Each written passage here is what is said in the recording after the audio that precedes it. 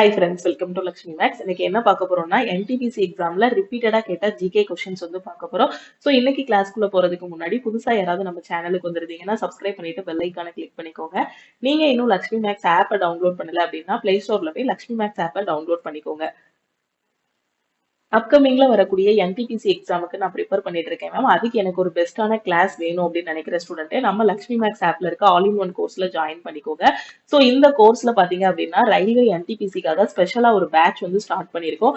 So இந்த பேட்ச்ல join பண்ணிட்டு உங்களோட ப்ரிப்பரேஷன் வந்து ஸ்டார்ட் பண்ணுங்க. இதுல உங்களுக்கு எல்லா சப்ஜெக்ட்டுமே கவர் பண்ணிருக்கோம். Maths, reasoning, general awareness, science, previous year question, live classes, அதுக்கப்புறம் பிடிஎஃப், கரண்ட் அஃபேர்ஸோட மெட்டீரியல்ஸ் எல்லாமே இதுல ப்ரொவைட் பண்ணிடுவோம். இந்த கிளாஸோட ஃபீஸ் பாத்தீங்க அப்படின்னா 1,999. வேலிடிட்டி வந்து உங்களுக்கு லைஃப் டைம் வேலிடிட்டி இருக்கும். இதுல எப்படி ஜாயின் பண்றது அப்படின்னு பாத்தீங்கன்னா இதுதான் நம்ம டீமோட வாட்ஸ்அப் நம்பர். இந்த நம்பரை உங்க போன்ல லக்ஷ்மி மேக்ஸ்ன்னு போட்டு சேவ் பண்ணிக்கோங்க. சேவ் பண்ணிட்டு கிளாஸ் ஜாயின் பண்ணக்கூடிய ஸ்டூடெண்ட் இந்த நம்பருக்கு I want to join all in one course message அனுப்புங்க. ஓகேவா? அதே மாதிரி என்டிபிசியோட டெஸ்ட் வேணும் அப்படின்னா லக்ஷ்மி மேக்ஸ் டீமுக்கே நீங்க கான்டாக்ட் பண்ணி டெஸ்ட் பேட்ச்ல ஜாயின் பண்ணிக்கலாம். டெஸ்ட் பேட்ச்ல பாத்தீங்கன்னா chapter test, sectional test, full test எல்லாமே கவர் பண்ணிருப்போம். கிளாஸஸ் நீங்க ஜாயின் பண்ணாலும் கிளாஸஸ் எல்லாமே தமிழ் அண்ட் இங்கிலீஷ்ல இருக்கும். டெஸ்ட் பேட்சும் உங்களுக்கு தமிழ் அண்ட் இங்கிலீஷ்ல வந்து ப்ரொவைட் பண்ணிருப்போம். ஓகேவா? ஸோ டெஸ்ட் பேட்சோட ஃபீஸ் பாத்தீங்க அப்படின்னா 499.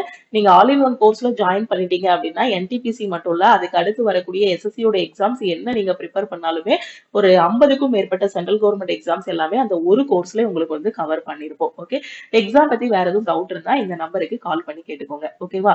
சோ இன்னைக்கு கிளாஸ்க்குள்ள போலாமா? ஃபர்ஸ்ட் கொஸ்டின் பாருங்க. The Goom Monastery is located in which Indian city? கூம் மடாலயம் எந்த இந்திய நகரத்தில் அமைந்துள்ளது? சோ எக்ஸாம்ல ரிப்பீட்டடா கேட்டிருக்காங்க. சோ எங்க இருக்கு அப்படின்னு பாத்தீங்கன்னா டார்ஜிலிங்ல இருக்கு. கூம் மடாலயம் வந்து எங்க இருக்கு அப்படின்னா டார்ஜிலிங்ல இருக்கு. அடுத்த கொஸ்டின் பாருங்க. The famous Pashupatinath temple is located in which country from the following? புகழ்பெற்ற பசுபதிநாத் கோயில் பின்வரும் எந்த நாட்டில் அமைந்துள்ளது? சோ எங்க இருக்கு அப்படின்னு பாத்தீங்கன்னா நேபாளத்துல இருக்கு. சோ என்டிபிசில ஒரு 2 தடவை கேட்டிருக்காங்க. அதே மாதிரி எஸ்எஸ்சிலையும் இந்த கொஸ்டின் வந்து கேட்டிருக்காங்க. சோ பசுபதிநாத் டெம்பிள் வந்து எங்க இருக்கு அப்படின்னு பாத்தீங்கன்னா நேபாளத்துல இருக்கு. ஓகேவா? சோ பசுபதிநாத் டெம்பிள் வந்து நேபாளத்துல இருக்கு. சோ எந்த ஆற்றங்கரையில இருக்கு அப்படின்னு எக்ஸாம்ல கேட்பாங்க. பாகுமதி ஆற்றங்கரையில தான் எது இருக்குன்னா இந்த பசுபதிநாத் டெம்பிள் வந்து இருக்கு. சோ நேபாளத்துல காத்மண்டுல இருக்கு. எந்த ஆற்றங்கரையில இருக்கு அப்படின்னா பாகுமதி ஆற்றங்கரையில வந்து இந்த பசுபதிநாத் டெம்பிள் வந்து இருக்கு. ஓகேவா? அது போக நேபாளத்துல ரொம்ப முக்கியமான பிளேஸ் இது லும்பினி. ஓகேவா? சோ புத்தர் பிறந்த இடம். ஓகேவா? எக்ஸாம்ல கேட்பாங்க. புத்தர் பிறந்த இடம் இது நேபாளத்துல பிறந்தாரு. நேபாளத்துல எங்க பிறந்தாரு? லும்பினில பிறந்தாரு. ஓகேவா? சோ நேபாளத்துல 2 முக்கியமான பிளேஸ். ஒன்னு வந்து பாத்தீங்கன்னா இந்த பசுபதிநாத் டெம்பிள், இன்னொன்னு வந்து இந்த லும்பினி. ஓகேவா? சோ பசுபதிநாத் டெம்பிள் எங்க இருக்கு? காத்மண்டுல இருக்கு. எந்த ஆற்றங்கரையில இருக்கு? பாகமதி ஆற்றங்கரையில இருக்கு. அதே மாதிரி நேபாளத்துல இருக்கக்கூடிய இன்னொரு முக்கியமான இடம் வந்து லும்பினி. அந்த லும்பினி வந்து உங்களுக்கு எல்லாருக்குமே தெரிஞ்சிருக்கும், புத்தரோட பெர்த் பிளேஸ். ஓகேவா? சோ அவர் பிறந்த இடம் தான் இது லும்பினி. ஓகேவா? சோ அதே மாதிரி நேபாளம் அந்த பவுண்டரிஸ் வந்து எந்த கண்ட்ரிஸ் கூட எல்லாம் ஷேர் பண்ணிருக்கு, தன்னோட எல்லைகளை எந்த நாட்டு கூட எல்லாம் பகிர்ந்திருக்கு அப்படின்னு எக்ஸாம்ல கேட்பாங்க. ஓகேவா? சோ நேபாளம் பாத்தீங்கன்னா வடக்கு பகுதியை பாத்தீங்க அப்படின்னா சீனா கூட வந்து ஷேர் பண்ணிருக்கு. அதே இது தெற்கு, கிழக்கு, மேற்கு இந்த 3 பார்ட்டும் பாத்தீங்கன்னா இந்த 3 பகுதிகளும் பாத்தீங்கன்னா இந்தியா கூட தன்னோட எல்லைகளை வந்து பகிர்ந்திருக்கு. ஓகேவா? சோ சீனா கூட வடக்கு மட்டும் பகிர்ந்திருக்கு. இந்தியா கூட பாத்தீங்கன்னா தெற்கு, கிழக்கு, மேற்கு இந்த 3 பகுதியிலையும் தன்னோட எல்லைகளை வந்து பகிர்ந்திருக்கு. அடுத்து பாருங்க. which of the following state is called spice garden of India? இந்தியாவின் மசாலா தோட்டம் என அழைக்கப்படக்கூடிய மாநிலம் எது? இதான் கொஸ்டின்ல கேட்டிருக்காங்க. ஓகேவா? சோ இந்தியாவின் மசாலா தோட்டம் அப்படின்னு நம்ம எந்த மாநிலத்தை சொல்றோம் அப்படின்னு பாத்தீங்கன்னா கேரளாவை சொல்றோம். ஓகேவா? சோ கேரளாவோட மசாலா வந்து அதோட சுவைக்கு வந்து ரொம்பவே பெயர் பெற்றது. அதனாலதான் இந்தியாவின் மசாலா தோட்டம் அப்படின்னு நம்ம எதை சொல்றோம்னா கேரளாவை சொல்றோம். ஓகேவா? சோ எக்ஸாம்ல கேட்டிருக்காங்க இந்தியாவின் மசாலா தோட்டம் எதுன்னு. அதே மாதிரி பாத்தீங்கன்னா காஷ்மீர். சோ காஷ்மீரை பாத்தீங்க அப்படின்னா இது ரொம்ப ஃபேமஸ் ஆனது வந்து சாஃப்ரானுக்கு. சாஃப்ரான் தான் என்னது? குங்குமப்பூன்னு சொல்லுவோம் இல்லையா? சோ அந்த குங்குமப்பூ சாகுபடிக்கு பெயர் பெற்றதுதான் எதுன்னா காஷ்மீர். ஓகேவா? சோ காஷ்மீர் அதனால பாத்தீங்கன்னா சாஃப்ரான் சிட்டி இல்ல சாஃப்ரான் ஸ்டேட்னு சொல்லுவோம். குங்குமப்பூ நகரம் அப்படின்னு அழைக்கப்படும் நகரம் எது அப்படின்னு பாத்தீங்கன்னா காஷ்மீர். ஓகேவா? சோ இந்த மாதிரி ஒவ்வொரு நகரத்துக்கும் ஒவ்வொரு பேர் வச்சு இது பண்ணுவாங்க. அதே மாதிரி ஆந்திர பிரதேஷ் பாத்தீங்கன்னா அங்க பயிரிடக்கூடியது அரிசி, புகையிலை, இதுக்கு வந்து ஃபேமஸ் ஆனது. அதே மாதிரி ஆந்திர பிரதேசத்தோட மாம்பழத்துக்கு வந்து புவிசார் குறியீடு வந்து கிடைச்சிருக்கு. அது மட்டும் இல்லாம ரைஸ் பவுல் ஆஃப் இந்தியா அப்படின்னு நாம எதை சொல்லுவோம் அப்படின்னு பாத்தீங்கன்னா ரைஸ் பவுல் ஆஃப் இந்தியா வந்து ஆந்திர பிரதேஷ். பிரதேஷ். ஓகேவா? சோ இந்தியாவின் அரிசி கிண்ணம் என அழைக்கப்படும் மாநிலம் எது? எக்ஸாம்ல கேட்பாங்க. சோ இந்தியாவின் அரிசி கிண்ணம் எது அப்படின்னு பாத்தீங்கன்னா Andhra Pradesh. Rice bowl of India அப்படின்னு எக்ஸாம்ல கேட்பாங்க. So rice bowl of India எது?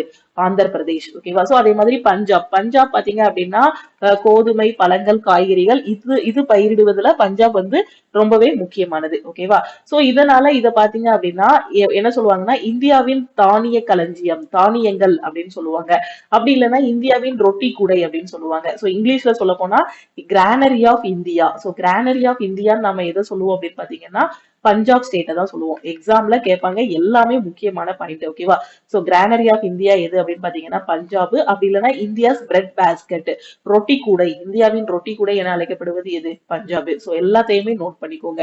ஓகேவா? சோ ஒரு கொஸ்டின் படிக்கிறீங்க அப்படின்னா அதுக்கு கீழே இருக்க ஆப்ஷனையும் சேர்த்து ப்ரீவியஸ் இயர்ல உள்ள கொஸ்டின்ல நீங்க படிக்கணும்.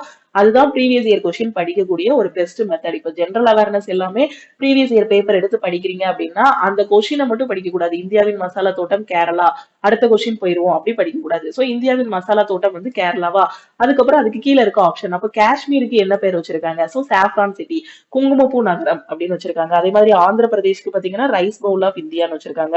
பஞ்சாபுக்கு பாத்தீங்கன்னா கிரானரி ஆஃப் இந்தியா. சோ தானிய களஞ்சியம், இந்தியாவின் தானியங்கள் அப்படின்னு சொல்லக்கூடியது எது? பஞ்சாப். ஓகே, அடுத்த கொஸ்டின் பாருங்க. Which of the following was earlier refer to as the black pagoda? ஓகேவா?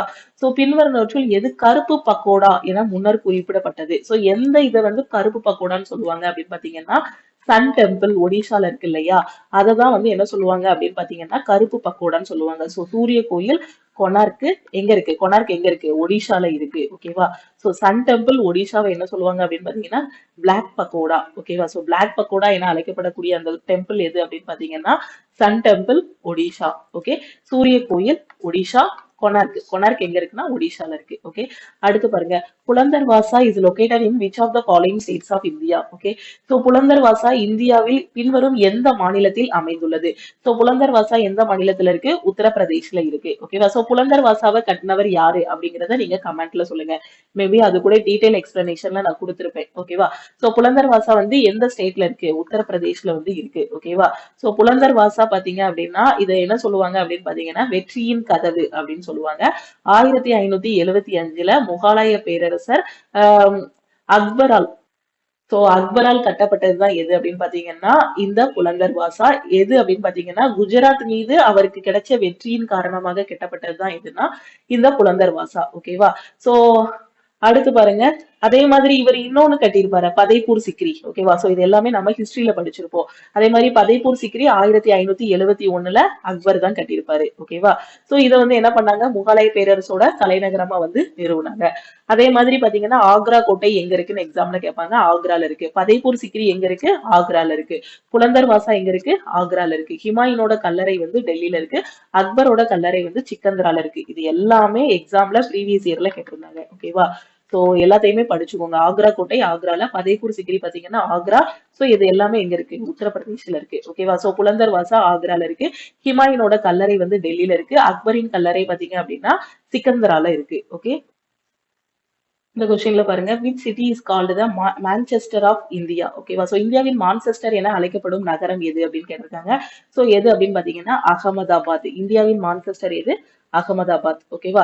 சோ அதே மாதிரி ஹைதராபாத்துக்கு என்ன பேரு அப்படின்னு பாத்தீங்கன்னா சிட்டி ஆஃப் பேர்ல்ஸ். ஓகேவா? சோ ஹைதராபாத்தை நம்ம என்ன சொல்லுவோம் அப்படின்னு பாத்தீங்கன்னா சிட்டி ஆஃப் பேர்ல்ஸ்ன்னு சொல்லுவோம். ஓகே, சோ அதே மாதிரி பாத்தீங்கன்னா பெங்களூரை வந்து நம்ம என்ன சொல்லுவோம்? சிலிகான் வேலி ஆஃப் இந்தியா அப்படின்னு சொல்லுவோம். அதே மாதிரி garden city of India. So garden city of இந்தியாவும் நாம வந்து பெங்களூர்னு தான் சொல்லுவோம். ஓகேவா? சோ அதே மாதிரி விசாகப்பட்டினத்தை பாத்தீங்கன்னா எ ஜெம் ஆஃப் சவுத் இந்தியா அப்படின்னு சொல்லுவோம். ஓகே, சோ தென்னிந்தியாவோட ஒரு ரத்தினம் அப்படின்னு சொல்லக்கூடிய சிட்டி எதுனா விசாகப்பட்டினம். லுதியானா வந்து பாத்தீங்க அப்படின்னா டவுன் ஆஃப் லோதி. ஓகேவா? சோ ஹைதராபாத்தை வந்து முத்துக்களின் நகரம். சோ இது கண்டிப்பா உங்களுக்கு தெரிஞ்சிருக்கும். முத்துக்களின் நகரம் வந்து எது? ஹைதராபாத். தென்னிந்தியாவின் ரத்னம் வந்து விசாகப்பட்டினம். லுதியானா வந்து லோதி நகரம் அப்படின்னு சொல்லுவோம். டவுன் ஆஃப் லோதி வந்து லுதியானா. இது எல்லாமே எக்ஸாம்ல கேட்டிருக்காங்க. சோ ஒவ்வொரு சிட்டியும் இந்த மாதிரி ஒரு பெயர் வச்சு நம்ம அழைப்போம். சோ ஹைதராபாத்தை நம்ம எப்படி சொல்லுவோம்? அதே மாதிரி நம்ம சென்னையை வந்து பாத்தீங்கன்னா சோ இந்தியாவின் டெட்ராய்டுன்னு சொல்லுவோம். டெட்ராய்ட் ஆஃப் இந்தியா வந்து எது அப்படின்னு பாத்தீங்கன்னா சென்னை. இந்த மாதிரி ஒவ்வொரு சிட்டிக்கும் ஒரு ஒரு இது ஒரு பேர் வந்து இருக்கும். சோ அது எல்லாமே நீங்க படிச்சுக்கோங்க. ஓகேவா? சோ அதே மாதிரி இப்போ இதுல பாத்தீங்கன்னா இந்தியாவின் மான்செஸ்டர் எது? அகமதாபாத். ஹைதராபாத் வந்து முத்துக்களின் நகரம். விசாகப்பட்டினம் வந்து gem of south India. Ludhiana வந்து பாத்தீங்கன்னா the town of Lodhi. So இது அடிக்கடி எக்ஸாம்ல கேட்டிருக்காங்க. அடுத்த கொஸ்டின் பார்க்கலாமா? Which one of the following is called the queen of hills? பின்வருவனவற்றுள் எது மலைகளின் ராணி என அழைக்கப்படுகிறது? சோ எது அப்படின்னு பாத்தீங்கன்னா முசோரி. ஓகே, சோ முசோரி தான் மலைகளின் ராணி என அழைக்கப்படுது. In which year Fatehpur Sikri was designated as a UNESCO world heritage site? Fatehpur Sikri எந்த ஆண்டு யுனெஸ்கோவின் உலக பாரம்பரிய தலமாக அறிவிக்கப்பட்டது? சோ எப்போ அப்படின்னு பாத்தீங்கன்னா 1986ல. சோ ஃபதேபூர் சிக்ரி வந்து யுனெஸ்கோவோட வேர்ல்டு ஹெரிடேஜ் சைட்டா எப்போ வந்து அறிவிச்சாங்க அப்படின்னு பாத்தீங்கன்னா 1986ல. சோ இந்த ஃபதேபூர் சிக்ரியை கட்டினவர் யாரு அப்படிங்கறத நான் சொல்லிட்டேன். யாரு கட்டினாரு? அக்பர் தான் கட்டியிருக்காரு. ஓகேவா? சோ ஃபதேபூர் சிக்ரி ஒரு வரலாற்று தலம். 1986ல வந்து இதை வந்து யுனெஸ்கோ உலக பாரம்பரிய தலமா வந்து என்ன பண்ணிச்சு? அறிவிச்சாங்க. ஓகேவா? சோ இந்த ஃபதேபூர் சிக்ரி வந்து எங்க இருக்கு? ஆக்ரால இருக்கு. ஆக்ரா எங்க இருக்கு? உத்தரப்பிரதேஷ்ல. ஓகேவா? சோ ஃபதேபூர் சிக்ரி வந்து உத்தரப்பிரதேஷ்ல வந்து இருக்கு. இதை கட்டினவர் யாரு அப்படின்னு பாத்தீங்கன்னா அக்பர் வந்து கட்டினாரு. இது நம்ம ஹிஸ்டரியில படிச்சிருக்கோம். 1571, 73 இந்த இடைப்பட்ட ஆண்டுகளுக்கு இடையில வந்து அக்பர் வந்து ஃபதேபூர் சிக்ரியை வந்து கட்டினாரு. 1571ல இருந்து 73க்குள்ள இந்த இடைப்பட்ட காலத்துல அக்பர் வந்து என்ன பண்ணாரு? ஃபதேபூர் சிக்ரி வந்து கட்டினாரு. இது எங்க இருக்கு அப்படின்னு பாத்தீங்கன்னா ஆக்ரால இருக்கு. ஆக்ரா உத்தரப்பிரதேஷ்ல இருக்கு. இதுக்கு உலக பாரம்பரிய தலம் அப்படின்ட்டு எப்போ யுனெஸ்கோ வந்து அந்த தகுதியை கொடுத்தது அப்படின்னு பாத்தீங்கன்னா 1986ல. ஓகே, அடுத்த கொஸ்டின் பாருங்க. ராணி கி wow The Queen's Stepwell is situated on the banks of which river? Rani Ki wow ராணியின் படிக்கட்டு கிணறு எந்த ஆற்றங்கரையில் அமைந்துள்ளது அப்படின்னு கேட்டிருக்காங்க. எது அப்படின்னு பாத்தீங்கன்னா சரஸ்வதி நதிக்கரையில வந்து இருக்கு. ராணி கி வாவ் வந்து சரஸ்வதி நதிக்கரையில வந்து இருக்கு. இது வந்து பாத்தீங்கன்னா கிபி 11ஆம் நூற்றாண்டுல ஒரு மன்னரோட நினைவா வந்து கட்டப்பட்டது. யார் கட்டினாங்க அப்படின்னு பாத்தீங்கன்னா சோலாங்கி வம்சத்தோட ராணி உதயமதி. ஓகேவா? சோ அவங்க வந்து 16ஆம் நூற்றாண்டுல அவங்க ஹஸ்பண்டுக்காக இறந்த தன்னோட கணவர் பீம்தேவ் ஒன்னோட நினைவுக்காக வந்து கட்டினாங்க. ஓகேவா? சோ ராணி கி வாவ் வந்து யாரு கட்டினாங்கன்னா ராணி உதயமதி வந்து கட்டினாங்க. யாருக்காகனா உங்க ஹஸ்பண்டுக்காக கட்டியிருக்காங்க. பீம்தேவ் ஒன்னுக்காக. ஓகே, சோ 11ஆம் நூற்றாண்டுல கட்டப்பட்டது. இது எந்த நதிக்கரையில இருக்கு அப்படின்னு பாத்தீங்கன்னா சரஸ்வதி நதிக்கரையில வந்து இருக்கு. அடுத்து பாருங்க. The shore temple which is a UNESCO heritage site is located in the state of? கடற்கரை கோயில். ஓகேவா? சோ யுனெஸ்கோவோட பாரம்பரிய தலமாக விளங்கும் கடற்கரை கோயில் வந்து எந்த மாநிலத்தில் அமைந்துள்ளது அப்படின்னு பாத்தீங்கன்னா நம்ம தமிழ்நாட்டுல தான் இருக்கு. ஓகேவா? சோ கடற்கரை கோயில் பாத்தீங்கன்னா வங்காள விரிகுடாவின் கரையை ஒட்டி அமைந்துள்ளதால் இதுக்கு வந்து கடற்கரை கோயில் அப்படிங்கக்கூடிய பெயர் வந்து கொடுத்திருக்காங்க. ஓகேவா? சோ இது வந்து பாத்தீங்கன்னா சென்னைக்கு பக்கத்துல இருக்கு. ஓகே, சோ இது வந்து பாத்தீங்கன்னா 8ஆம் நூற்றாண்டுல வந்து கட்டப்பட்டது. இதை கட்டினவர் யாரு அப்படின்னு பாத்தீங்கன்னா பல்லவ மன்னன் நரசிம்மவர்மன். 2ஆம் நரசிம்மவர்மன் வந்து இதை வந்து கட்டியிருக்காரு. ஓகேவா? சோ இது எல்லாமே ரிப்பீட்டடா எக்ஸாம்ல கேட்ட கொஸ்டின்ஸ். இது போக இன்னும் நிறைய ஸ்டாட்டிக் ஜிகே கொஸ்டின்ஸ் வந்து இருக்கு. அந்த கொஸ்டின்ஸ் எல்லாத்தையும் நம்ம வந்து அடுத்தடுத்த கிளாஸ்ல வந்து டிஸ்கஸ் பண்ணலாம். யூடியூப்ல பாத்தீங்கன்னா ஸ்டாட்டிக் ஜிகேக்கு மட்டும் ஒரு 30 கிளாஸ்க்கு மேலேயே நாம கொண்டு போகியாச்சு என்டிபிசிக்கு. சோ அந்த கிளாஸஸ் எல்லாம் நீங்க இன்னும் பார்க்கல அப்படின்னா நம்ம யூடியூபோட பிளேலிஸ்டுக்குள்ள போனீங்க அப்படின்னா ஸ்டாட்டிக் ஜிகேவை எப்படி ஞாபகம் வச்சுக்கிறது அப்படிங்கிறதுக்கான ஷார்ட்கட்ஸ் எல்லாமே நான் வந்து சொல்லி கொடுத்துருப்பேன். சோ அந்த பிளேலிஸ்ட்ல போய் நீங்க வந்து பாத்துக்கலாம். ஓகே, சோ இந்த வீடியோ கண்டிப்பா உங்களுக்கு பிடிச்சிருக்கும்னு நினைக்கிறேன். அப்படி பிடிச்சிருக்கு அப்படின்னா லைக் பண்ணுங்க. உங்களுக்கு டவுட்ஸ் ஏதாவது இருக்கு அப்படின்னா கமெண்ட் பண்ணுங்க. உங்க ஃப்ரெண்ட்ஸும் எக்ஸாமுக்கு ப்ரிப்பேர் பண்றாங்கன்னா அவங்களுக்கும் இந்த வீடியோவை ஷேர் பண்ணுங்க. சோ ரயில்வே எக்ஸாம் நீங்க படிக்கிறீங்க அப்படின்னா டெய்லி லக்ஷ்மி மேக்ஸோட யூடியூப் சேனலா இருக்கட்டும், நம்மளோட ஆப் எல்லாத்தையும் கரெக்டா ஃபாலோ பண்ணிட்டு வாங்க. ஸோ சாட்டர்டே வந்து நம்ம லக்ஷ்மி மேக்ஸ் ஆப்ல ரயில்வே என்டிபிசி சிபிடி 1க்கான ஒரு ஃப்ரீ லைவ் டெஸ்ட் வந்து கொடுத்துருந்தோம். 100 மார்க்குக்கு ரியல் எக்ஸாம்ல எப்படி கொஸ்டின்ஸ் கேட்பாங்களோ அதே மாதிரி வந்து கொடுத்துருந்தோம். ஸோ கண்டிப்பா நிறைய ஸ்டூடெண்ட்ஸ் அட்டன் பண்ணிருப்பீங்கன்னு நினைக்கிறேன். சப்போஸ் அந்த சாட்டர்டே சண்டேல நீங்க அட்டன் பண்ணல அப்படின்னா இன்னைக்கு மண்டே, ஸோ இன்னைக்கு ஒரு நாள் டைம் இருக்கு. அதுக்குள்ள இந்த லைவ் டெஸ்ட் வந்து நீங்க அட்டன் பண்ணிட்டு ஆல் ஓவர் தமிழ்நாட்டுல உங்களோட ரேங்க் என்ன அப்படிங்கிறத பாத்துக்கோங்க. ஸோ கண்டிப்பா இந்த டைம் என்டிபிசிக்கு ரொம்ப சின்சியரா ப்ரிப்பேர் பண்ணி படிங்க. தமிழ் ஸ்டூடெண்ட்ஸ் நிறைய பேர் கிளியர் பண்ணணும். ஸோ நீங்க இன்னும் நிறைய பேர் கிளியர் பண்ணிட்டீங்க அப்படின்னா அடுத்து வரக்கூடிய ஸ்டூடெண்ட்ஸ் இன்னும் நிறைய பேர் படிப்பாங்க. ஸோ ரயில்வேல நிறைய பேர் தமிழ் ஸ்டூடெண்ட்ஸ் வந்து உள்ள போயிடலாம்.